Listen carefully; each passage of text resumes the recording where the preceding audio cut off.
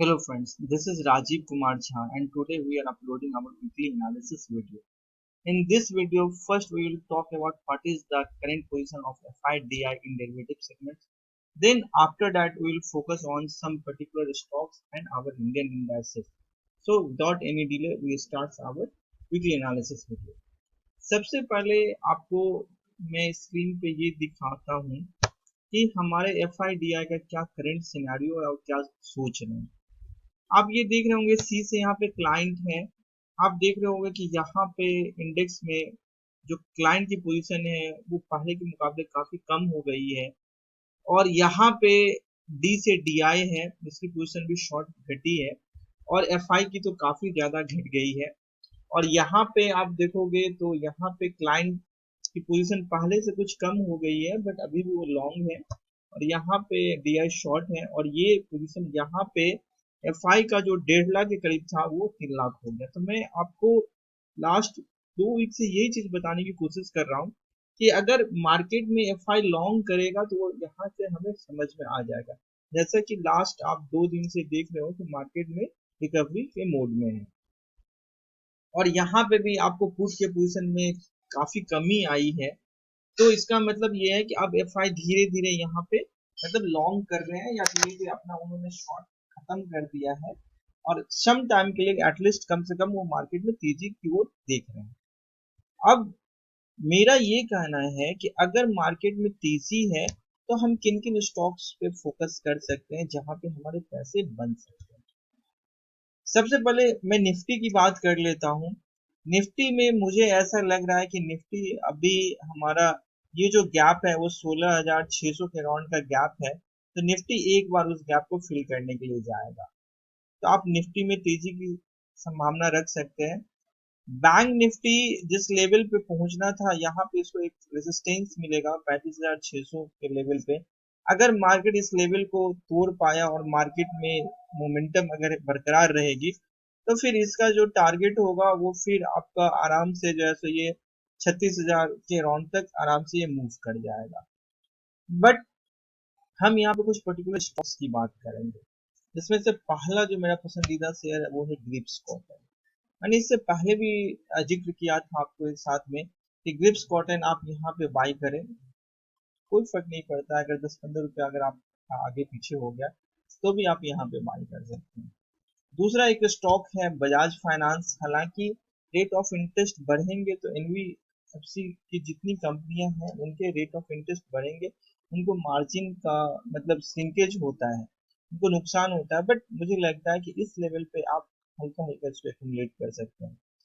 Larsen and Toubro की बात मैं इसलिए कह रहा हूँ क्योंकि धीरे धीरे जब इंडिया की जीडीपी ट्रैक पे आएगी तो धीरे धीरे ऑब्वियसली जो है सो आपके जो भी इंफ्रास्ट्रक्चर के वर्क है वो होंगी, तो वो एलटी के बिना नहीं हो सकती है। तो आप इन पे आप नजर रख सकते हैं।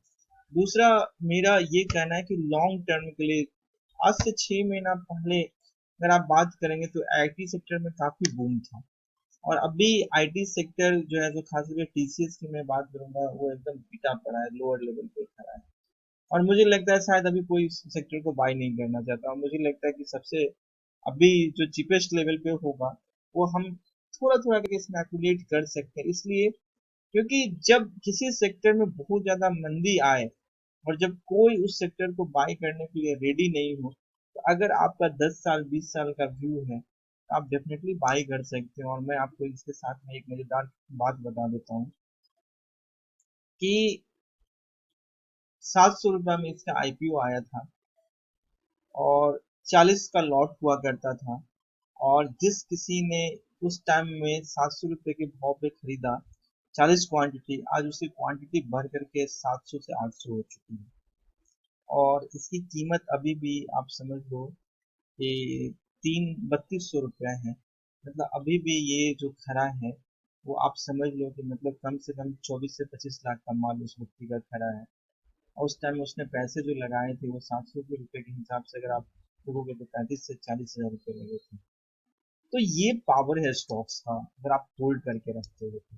मैं ये नहीं कहता हूँ कि आप ट्रेडिंग मत करें, आप ट्रेडिंग करें, उसके लिए आप मेहनत करें और अपनी अपॉर्चुनिटी के लिए वेट करें। मैं बहुत सारे लोगों को देखता हूँ और ये ट्रेडर का एक फेज होता है कि वो एग्रेसिव ट्रेडिंग करेंगे, ओवर ट्रेडिंग करेंगे, डिसिप्लिन नहीं है उनके पास में, और जहां पे उनको अपॉर्चुनिटी नहीं भी दिख रही है वहां पे भी वो एंट्री करते हैं।